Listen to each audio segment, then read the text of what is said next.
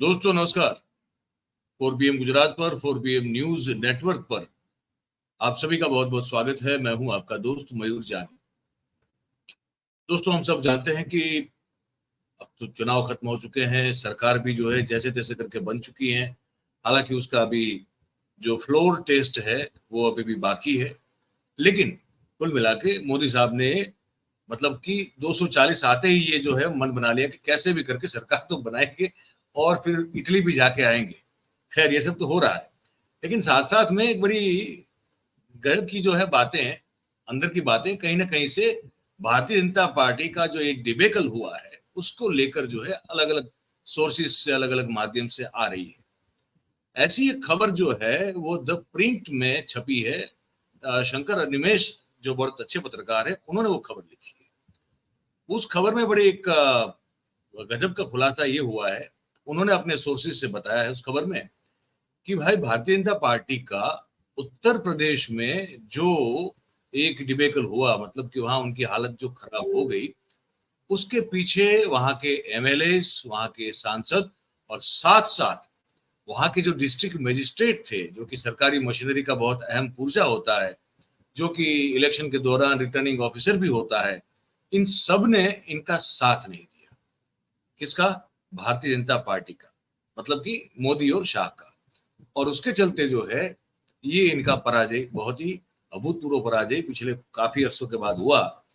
तो हमने सोचा ये यूपी को लेकर बात है, और यूपी क्योंकि देश का दिल है, वहीं अगर आप 80 में से मैक्सिमम सीटें लाएं तो सरकार आराम से बनती है, और वहां अगर आपका डिबेकल हो तो वहां आपकी फिर टांगे कमजोर हो जाती हैं। तो ये सब चीजें जो छपी भी है और सुनी सुनाई बातें आती भी हमारे साथ, तो हमने कहा कि हम क्यों ना उत्तर प्रदेश की राजनीति को बहुत ही करीब से समझते जो है बहुत ही वरिष्ठ पत्रकार हैं, राजनीति के जानकार हैं, आनंद वर्धन सिंह साहब, उन्हीं को आमंत्रित करते हैं। और उन्हीं से जो है इस रिपोर्ट की, मतलब शंकर निमेश ने लिखा है कि एक उनके पास एक सूत्र के द्वारा जानकारी है, लेकिन आनंद जी का क्या मानना है, तो हमने कहा उनको आमंत्रित कर लेते। तो हमने उनको आज न्योता दिया, वो आ गए। बहुत बहुत धन्यवाद सर। आपकी मेरे ख्याल से यहाँ से ऑडियो अनम्यूट हो जहाँ, अब ठीक है। हाँ। जी जी तो नमस्कार मयूर भाई। जी। तो शंकर निमेश लिखते हैं आनंद जी की एक इंटरनल रिपोर्ट जो है वो बीजेपी के नेताओं के द्वारा मतलब तैयार की गई है, और अराउंड 78 से 80 लोकसभा क्षेत्रों का दौरा किया गया है भारतीय जनता पार्टी के अंदरूनी जो लोग हैं उनके द्वारा, और वो रिपोर्ट सौंपी गई है। और उसमें ये कहा गया है कि ना तो भारतीय जनता पार्टी के विधायकों ने बढ़ चढ़ के जो है मदद की चुनाव जीतने में, ना सांसदों ने, और ना ही रिटर्निंग ऑफिसर्स या तो डिस्ट्रिक्ट मजिस्ट्रेट ने। और कुछ ये भी लिखा गया उस रिपोर्ट में द प्रिंट की, क्योंकि इसी के चलते कुछ 12 तबादले जो हुए डीएम के, जो योगी सरकार ने किए, वो भी उसी के चलते किए। तो ये इस कैसे देखते हैं, ये आपके पास क्या जानकारी है? नहीं, देखिए एक चीज बिल्कुल क्लियर है इसमें। कुछ लोगों की आदत होती है कि बेईमानी से खेलने की। तो अगर एम्पायर मदद नहीं करता है तो वो ये भी कहते हैं कि देखिए एम्पायर ने इस बार मदद नहीं की। हम लोग जब छोटे थे तो एक क्रिकेट में था कि एलबीडब्ल्यू, अगर आपका अपना एम्पायर है तो एलबीडब्ल्यू नहीं देगा, कुछ हो जाए एलबीडब्ल्यू नहीं दिया जाता। उसी तरह की बेईमानी की बात बीजेपी के जितने लोग हैं उनको ये लगता है कि नहीं, मतलब बेईमानी तो हमारा जनसिद्ध अधिकार है। तो हमारा ईडी, सीबीआई, इलेक्शन कमीशन, इन सबके साथ साथ ये सारे लोग हमारी इस बेईमानी में हो रहे हैं। मैं दो तीन चीजें आपको बता दूं। बेईमानी की स्थिति यह है कि अगर निष्पक्ष चुनाव होते तो शायद बीजेपी, और अब मैं कह सकता हूं क्योंकि मतलब मैं इसलिए कह रहा हूं, अपने मुंह से अपनी बात बहुत नहीं कहनी चाहिए, लेकिन मैं लगातार अप्रैल से लेके 30 मई को, जो मैंने आखिरी, और 30 मई नहीं बल्कि 3 जून तक मैं लगातार मेंटेन किया हुआ था, ऑन रिकॉर्ड हूं, लिस्ट के साथ हूं। एक एक आंकड़े दिए थे कि ये लोगों की सीट इंडिया गठबंधन से कम होगी। आंकड़े के हिसाब से मेरे जो आंकड़े थे कि 34 सीट पे इंडिया गठबंधन आ गए, 18 सीट पे बीजेपी आ गए, 26 सीट पे लड़ाई, कुछ इस तरह के मैंने एक एक आंकड़े दिए थे। मेरा अभी भी निश्चित मानना यह है कि अगर ये निष्पक्ष बिल्कुल चुनाव हुए होते तो बीजेपी की कम से कम, जो उसके अभी 36 या 34 जो भी सीटें आई हैं उसमें 20 सीटें और कम होती, बीजेपी कुछ 15 के अंदर रह गई होती। अब मैं आपको एक दो इसलिए डिटेल दे दूं कि वो समझना जरूरी है।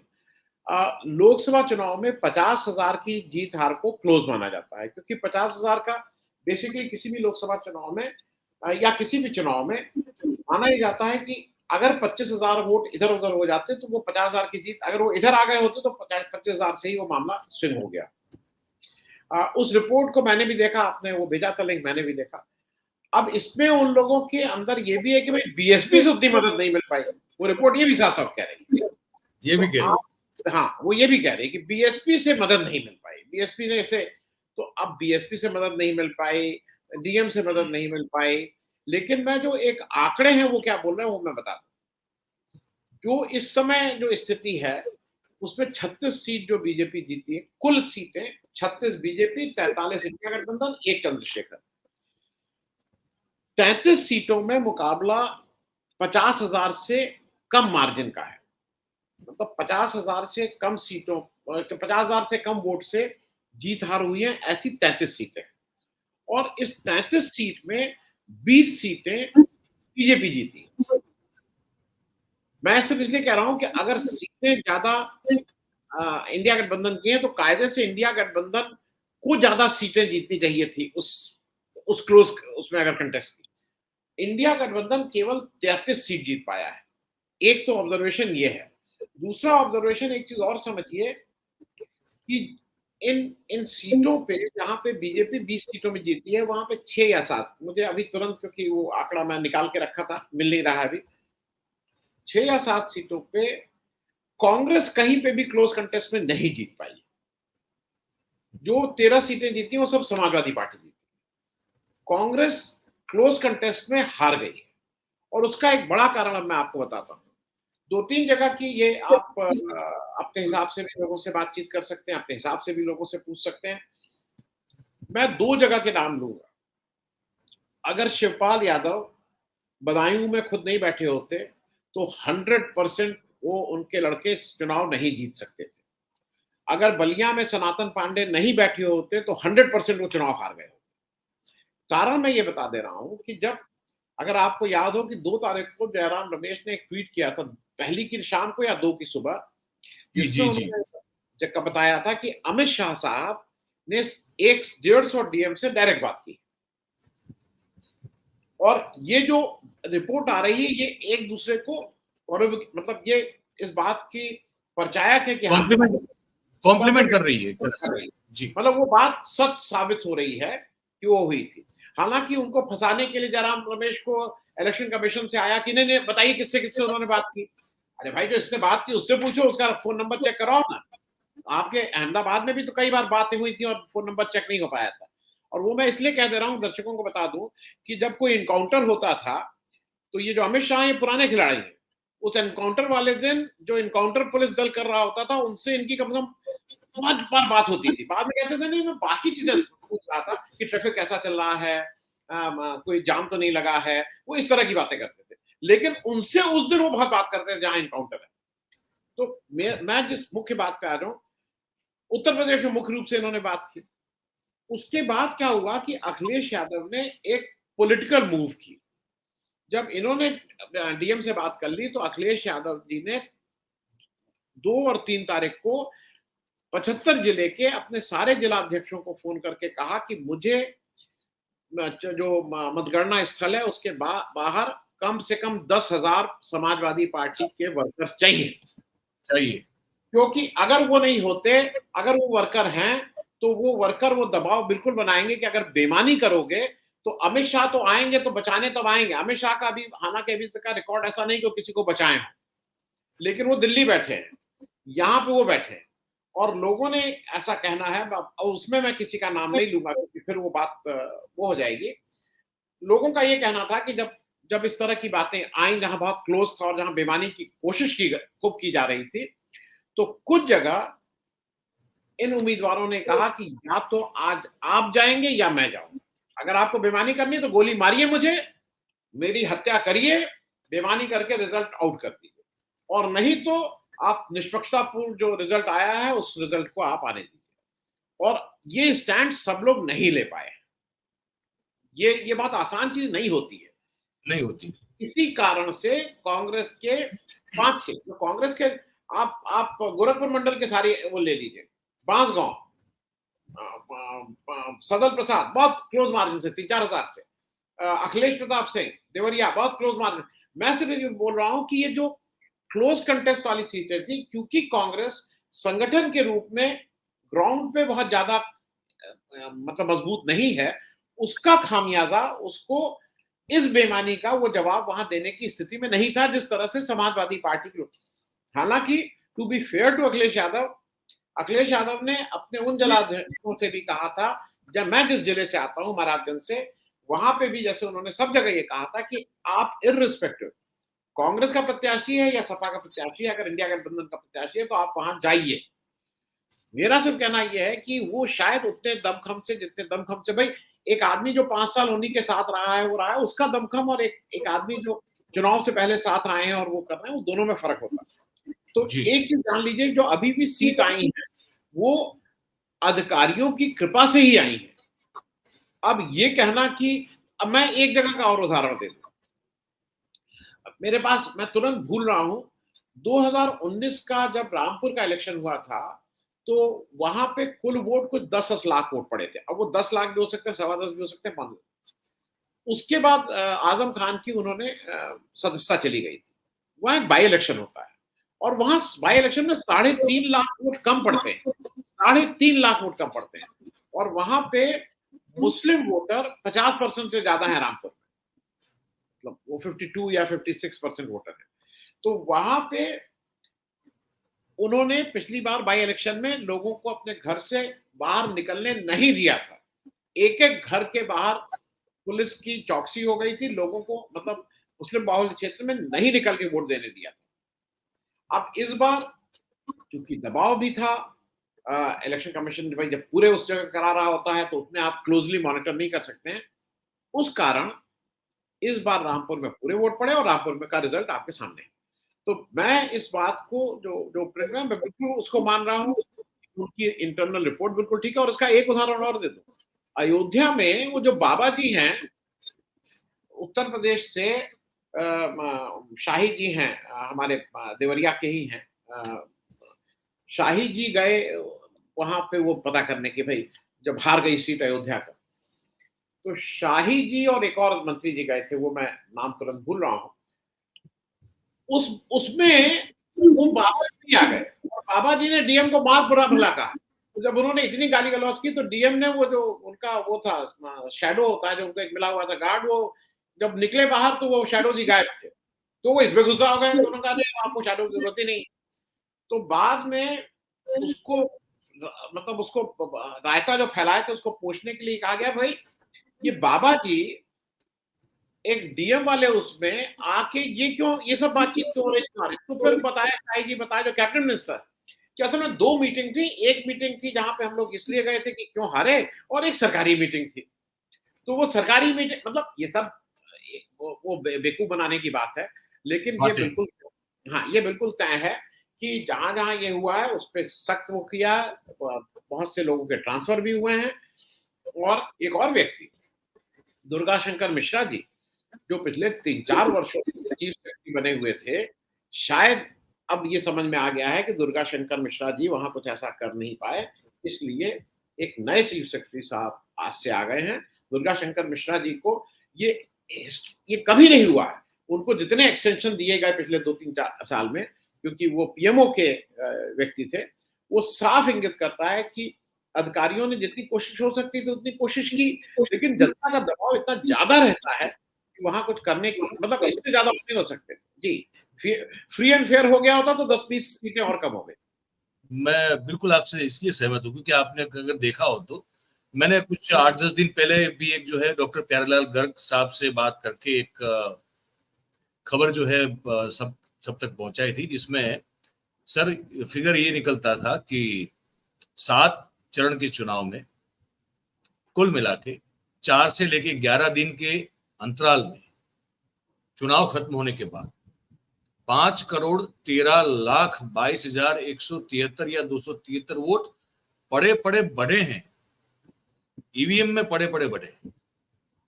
जैसे वो पड़ता है ना, जो एफडी में डालते हैं पैसा, अब तो पैसा बढ़ता है एफडी में रख डालते हैं, वैसे ईवीएम में पड़े पड़े वो वोट बढ़े।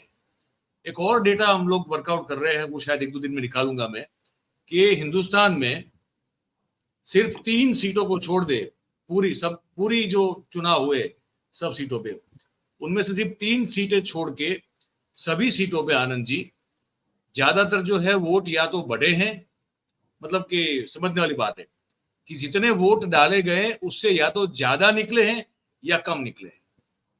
सिर्फ 3 सीट ऐसी हैं, लक्षद्वीप, जहां तक ठीक से मुझे याद है, हमारे गुजरात की अमरेली, और फिर दीव दमन दादरा नगर हवेली वाला, वो 3 सीटें। बाकी कोई सीट ऐसी नहीं है जहां पे अगर फॉर एग्जांपल 100 वोट डाला गया हो तो 100 ही निकला हो, कहीं 100 से ऊपर निकला है या तो कहीं 100 से कम निकला है। ये भी एक मुद्दा है, इस पर भी कोई मतलब फिगर तैयार हो रहा है तो वो करेंगे। तो चुनाव तो निष्पक्ष होते अगर आप जैसे कहते हैं, तब तो परिणाम कुछ इससे भी बहुत ज्यादा भयंकर होता भारतीय जनता पार्टी के लिए। मैं तो एनडीए कहता ही नहीं हूँ, एनडीए तो इन्होंने जो है अब बोलना शुरू किया, वरना ये एनडीए कहाँ कहते थे आनंद जी। जी, मैं इतना सिर्फ और कह दूं कि ये केवल उत्तर प्रदेश में, क्योंकि डबल इंजन सरकार थी, यहाँ के अधिकारी डरे हुए थे, इतने प्रेशर के बाद ये है। मतलब निष्पक्ष तो आप कई जगह इस तरह के चुनाव हुए जहां पे अधिकारियों ने पूरी तरह से उसको कंट्रोल किया। गुजरात के बारे में खबर है, गुजरात के बारे में अगर थोड़ा भी निष्पक्ष हो जाता तो मतलब उसका रिजल्ट कुछ और आता। कम से कम 7 से 8 सीटें, कम से कम 7 से 8 सीटें आम आदमी पार्टी और कांग्रेस मिलकर जीतते, कम से कम। लेकिन मयूर जी, मैं एक बात इसलिए कह रहा हूं कि हालांकि वो एक मुश्किल प्रश्न है, उसका प्रश्न का कोई सीधा उत्तर नहीं है।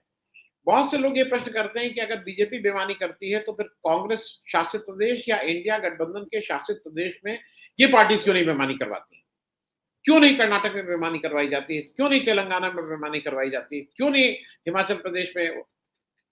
मुझे लगता है वो थोड़ी नेचर की बात है। अगर आप अगर जैसे एक है ना कि अगर आप केवल झूठ बोलते हो तो आपके लिए बहुत मुश्किल है सच बोलना, और आप अगर सच बोलते हो तो आपके लिए बहुत मुश्किल है, आपके झूठ तुरंत पकड़ जाएगा। तो मुझे ऐसा लगता है इंडिया ये जो बीजेपी ने जिस गर्त में पहुंचा दिया है राजनीति को, आज मैं अभी देख रहा था पार्लियामेंट की कार्रवाई, तब धनखड़ जी को शर्म नहीं आ रही, अपना वीडियो खुद देखें, वो कितना टोका टाकी कर रहे थे। मतलब खड़गे जी बोले हैं, लगातार बोलने ही नहीं दे रहे थे भाई, बोलने ही नहीं दे रहे थे। तो वो तो मतलब अच्छा, उसके बाद इन लोगों का ये है, ये सब मोदी जी से सीखने वाली बातें हैं, मतलब रोल मॉडल की तरह, कि आप गाली दीजिए और फिर कहिए देखो देखो गाली तुम बहुत देते हो। उनको ये अंदाज ही नहीं है क्या कि वो गाली दे रहे हैं। मतलब आज खड़गे जी को वो ये टोक रहे थे कि आप देखिए मुद्रा उद्रा मत लिखिए, तो उन्होंने कहा साहब मैं नहीं लिख रहा, कह रहा हूं आपके प्रधानमंत्री जी मोदी जी का ये वो है। अब वो गोल गोल घुमाने लगे। फिर उन्होंने कोट किया, जब उन्होंने सरदार पटेल को कोट करना शुरू किया आरएसएस के बारे में, फिर इन्होंने ये कहा कि ऐसा है। तो मेरा सिर्फ कहना यह है कि इन सब चीजों में अभी थोड़ा सा वो है, लेकिन ग्राउंड पे it is not a very comfortable position. जी तो सिर्फ एक आखिरी सवाल मैं आपसे समझना पूछना चाहता हूँ हमारे दर्शकों के लिए, जिस तरह से अभी संसद की कार्यवाही चलते हुए देख रहे हैं, खैर अभी फ्लोर टेस्ट जो ऑफिशियली होना चाहिए वो भी बाकी है। देश में अभी से जो है नीट को लेकर जो मुद्दा बना हुआ है, और देश के युवाओं को लेकर, देश के युवाओं की मनोस्थिति, अग्निवीर का मामला वैसे अभी भी वैसे का वैसा ही खड़ा खड़ा है, और बारिश जो है पहले ही राउंड में जिस तरह से विकास की पोलें खुली हुई हैं, आप आने वाले दिनों में इस सरकार की किस स्थिति कैसी देखते हैं? ये क्या आप देख रहे हैं कि क्या हो सकता है आगे? नहीं, देखिए, एक तो चीज ये है कि मोदी जी जीवन भर 10 साल में गठबंधन सरकारें कितनी खराब होती हैं, गठबंधन सरकार बिल्कुल होती है और चोरी होती है और बेईमान होती हैं, मालूम नहीं क्या क्या गठबंधन सरकार को गाली देते रहे। अब वो इस चीज को जरा पचा नहीं पा रहे हैं या एक्सेप्ट नहीं कर रहे हैं कि वो अब गठबंधन सरकार के ही प्रधानमंत्री, वो जनरली इंप्रेशन ये देना चाह रहे हैं कि देयर इज अ कंटिन्यूटी। वो पूर्ण बहुमत की सरकार बार बार कह रहे हैं, और वो केवल अपने से नहीं, दिक्कत क्या हो रही है कि वो राष्ट्रपति से भी गलत बात कहलवा रहे हैं, क्योंकि राष्ट्रपति का जो अभिभाषण होता है वो सरकार लिख टाइप करके भेजती है, राष्ट्रपति उसको पढ़ देते हैं। राष्ट्रपति जी भी कह रहे हैं पूर्ण बहुमत की सरकार। अरे भाई, जो भी सरकार बनेगी वो बहुमत की ही होगी। 272 का आंकड़ा पार करके ही होगी। वो ये बार बार ये कहना कि तीसरी बार पूर्ण बहुमत, तीसरी बार वो कहलवाया जा रहा है, तीसरी बार पूर्ण बहुमत की सरकार नहीं है, ये गठबंधन की सरकार है। अब आप तो कहते आए थे कि इतनी ये रद्दी होती है सरकार, जिसका मतलब रद्दी तो आप भी अब इस सरकार को चलाएंगे, और वो सारे नंबर एक। नंबर दो, जो जो मुझे लगता है कि मोदी जी एक नीट से या किसी चीज से, मेरे एक साथी कुछ एक शब्द यूज करने लगे हैं कि शुतुरमुर्ग वाली जो बीजेपी की स्थिति है कि मैं गर्दन अगर नीचे कर लूंगा तो ये सब समस्याएं नहीं है, वो इट हैज कॉस्टेड देम 2024 का election, and it is further going to cost. देखिए, आप, हम और आप बिल्कुल अगल बगल हम लोग देख लिए हैं। आज से 2 महीना पहले जो एटमॉस्फेयर था, अप्रैल में जब इलेक्शन शुरू हुए थे, उस समय जो डर का और आतंक का माहौल था, आज जो है उसमें जमीन आसमान का माहौल है। आज लोगों में उस तरह का डर नहीं है जो डर आज से 4 महीना पहले, 3 महीना पहले हम लोग देखते थे। आज आप उसका रिफ्लेक्शन जुडिशरी में भी देख रहे हैं।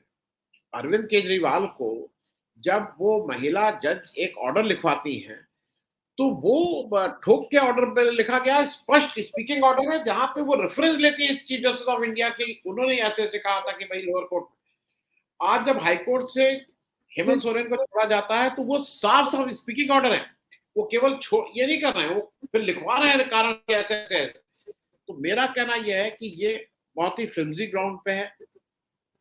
वो नीट से रोज, मेरे हिसाब से नीट वाली जो चीज है, शायद अब ये बात हो गई है तय कि नीट पे भी चर्चा होगी लोगों में, लेकिन चर्चा हो चाहे ना हो, इंडिया गठबंधन अपना पॉइंट स्कोर कर रहा है। वो बिल्कुल नीट के लोगों के साथ ये बात हो रही है कि भाई इंडिया गठबंधन चाहता है कि इस पे चर्चा हो, इस पे कोई सोल्यूशन निकले, कुछ बच्चों का जो है उसकी कैसे क्षतिपूर्ति होगी उस पर कुछ बात हो, लेकिन बीजेपी से भाग रही है। बीजेपी की ये जो स्थिति है, वो अब राम मंदिर अंदर नहीं चलेगा, ये बीजेपी को जितनी जल्दी समझ में आ जाएगा उतना अच्छा है। बीजेपी, हाँ नहीं, जितनी जल्दी समझ में आ जाएगा उतना अच्छा है। दूसरा, एक मैं अंतिम बात कहेंगे, एक थोड़ा मुझे एक चीज से अब चक्कर क्या हो रहा है कि जब ये सारे घोटाले उजागर हो रहे हैं तो सबके तार कहीं ना कहीं गुजरात से जुड़ रहे हैं।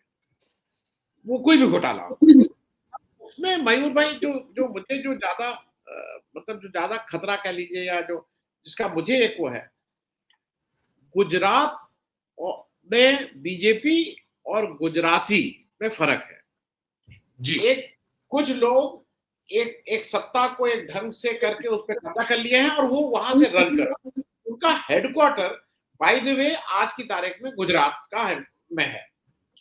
वो कोई गुजराती नहीं है। मतलब हो क्या रहा है कि ये फर्क जरा करना मुश्किल हो जा रहा है, क्योंकि आम आदमी को लग रहा है अरे गुजरात, वो फिर गुजरात और गुजराती का फर्क नहीं रह जा रहा है। वो आपकी बात बहुत सही है, वो एक बड़ी चिंता की बात है। मैं कई बार अपने प्रोग्राम्स में जब मैं घोटाले, अब देखिए गुजरात में कोई भी घोटाला या गुजरात से होता है तो मुझे उसकी खबर तो दिखानी होती है। मुझे, मेरे पास जो अगर वैल्यू एडिशन वाली जानकारी हो तो वो मुझे देना होता है, मेरी जिम्मेदारी। उन प्रोग्राम्स में मैं हमेशा ये कहता हूँ कि देखिए, इससे गुजरातियों के प्रति देश के लोग जो हैं कोई अपना नजरिया जो है पक्का ना करें। हम अलग लोग हैं, ये है गुजराती, लेकिन ये कुछ चंद गिने चुने लोग हैं जो कि उस टोली का हिस्सा है जिन्होंने हर पूरी सिस्टम को खोखला कर दिया है। क्योंकि अब अमित शाह और नरेंद्र मोदी गुजरात से हैं, वो दोनों नंबर 1 नंबर 2 पोजीशन पे देश पे हैं। ऑब्वियसली जो है उनके साथ जो भी और उनकी पूरी वो टोली जो होगी उसमें वही लोग होंगे ज्यादातर जो कहीं ना कहीं गुजरात से कनेक्शन वाले होंगे, लेकिन वो कम और गिने चुने लोग हैं। उन लोगों की हरकतों से गुजरात और गुजरातियों के बारे में कोई अपनी राय जो है वो पक्की ना करे, मेहरबानी करके, क्योंकि अभी हम लोग बहुत शर्मिंदा होते हैं बार बार, लेकिन आम गुजराती निकलता है, क्या करें, आम गुजराती शर्मिंदा होता है। मयूर मैं ऐड कर दूं, देखिए ऐसा ना कि एक समय स्मगलरों का गैंग और ये सब गैंग बॉम्बे से ऑपरेट करते थे, लेकिन वो स्मगलरों के गैंग थे, वो सब आपराधिक प्रवृत्ति के लोग थे जो इस तरह के काम करते थे। लोकेशन उनकी बंबई या महाराष्ट्र थी, लेकिन मराठियों को कोई नहीं, दोनों अलग अलग सेपरेट चीजें थी। मोदी जी ने क्या कर दिया है, गुजरात मॉडल को इतना ज्यादा बेच के उन्होंने वो फर्क, पहले उन्होंने गुजरात और गुजराती का फर्क हटा दिया था अरे अपना अपने भाई, ये भाई। अब हो क्या गया है कि जनरली आदमी के दिमाग से हटाना मुश्किल हो रहा है कि भैया ये एक चंद लोग जिस तरह पे सत्ता सत्ता को काबिज करके हेडक्वार्टर वहां बना लिए हैं, वो हेडक्वार्टर कल के दिन कहीं भी हो सकता था, कहीं भी हो लेकिन सकता है। वो कहीं भी हो सकता था क्योंकि उसका एक हेडक्वार्टर का एक प्रमुख वर्किंग हेडक्वार्टर पीएमओ मतलब दिल्ली में भी है, वहां से भी बहुत सी चीजें संचालित होती हैं। वो मुझे ऐसा लगता है कि वो भी एक शायद हम लोगों की जिम्मेदारी है कि लोगों को, इन लोगों का जो वो और आम गुजराती का फर्क, गुजराती और गुजरात में इस तरह के होने वाले कार्यकलापों का फर्क समझाना आवश्यक है, ऐसा मुझे लगता है। मुझे बहुत सही बात है। वो तो आपने अब लगातार हम तो कहते हैं हमारे कार्यक्रमों में, आपने भी कह दिया, बड़ी अच्छी बात है। अदरवाइज चीजें ऐसी ऐसी निकल के आ रही है हमारे प्रदेश से जुड़ी हुई कि जो आम गुजराती को शर्मसार करती है कि ये इससे हमारा नाम कैसे जुड़ गया, है ना। ये सब चीजें हो रही है। अभी ये नीट का मामला है, गोधरा में वो जो पूरा मामला हुआ है, तो और बहुत सारी चीजें ऐसी निकल के आ रही है। पर बड़ी अच्छी बात हुई मुझे लगता है कि वो जो यूपी कंटेक्स्ट में आपने वो जो बात बताई दर्शकों को, उस रिपोर्ट और आपकी जानकारी के आधारित जो आपने एग्जाम्पल्स वगैरह दिए कि हाँ इस बार जो है वो जो चाहते थे वो उस तरह का मैनिपुलेशन या तो कहते फैब्रिकेशन जो भी कहें, कम हो पाया, वो कर नहीं, वो नहीं हो पाया। और नहीं, मैं मुझे कह रहा लगता है हूँ कि कम हो पाया मयूर भाई, मैं कह रहा हूँ कम हो पाया। हाँ, मतलब मैंने कहा कि उस तरह का नहीं कर पाए, जितना जिस तरह से चाहते थे उस तरह से नहीं कर पाए। और मुझे लगता है कि आनंद जी बड़ी विनम्रता से हमारे जैसे लोगों को थोड़ा बहुत जो इसमें श्रेय लेना चाहिए कि हमने वो दबाव बना के रखा बहुत पहले से सबने, कि ये सिर्फ मतलब लोगों के वोट से नहीं जीतते हैं, ये मैंडेट को मैन्युफैक्चर करते हैं। ये हम लगातार कहते रहे कि एक मूवमेंट भी बनी, एक दबाव भी बना। मुझे लगता है कि जितना हो सके उतना फर्ज जो हम लोगों ने भी अदा किया। तो ये है पूरा बातचीत। आप दर्शकों से मैं उनके पास सीधा संबोधित करने के लिए जाऊं, उससे पहले सर आपका धन्यवाद करता हूं जुड़ने के लिए, समय निकालने के लिए। Thank you very much. बहुत बहुत धन्यवाद सर आपका जुड़ने के लिए। Thank you very much, thank you. तो दोस्तों, आनंद वर्धन सिंह साहब थे, आपने सुना।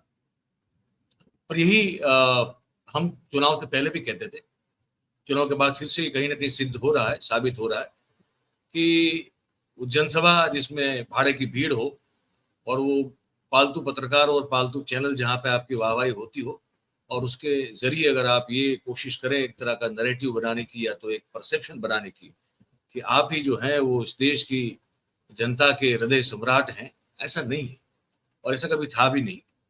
और इस बार क्योंकि आपका वो पत्ता नहीं चला जो प्रिंट की रिपोर्ट के मुताबिक आप ही के लोगों ने आपका साथ नहीं दिया, चाहे वो पार्टी के लोग हों या सरकार में बैठे अफसर हो, तो तब जाके ये मामला हुआ है।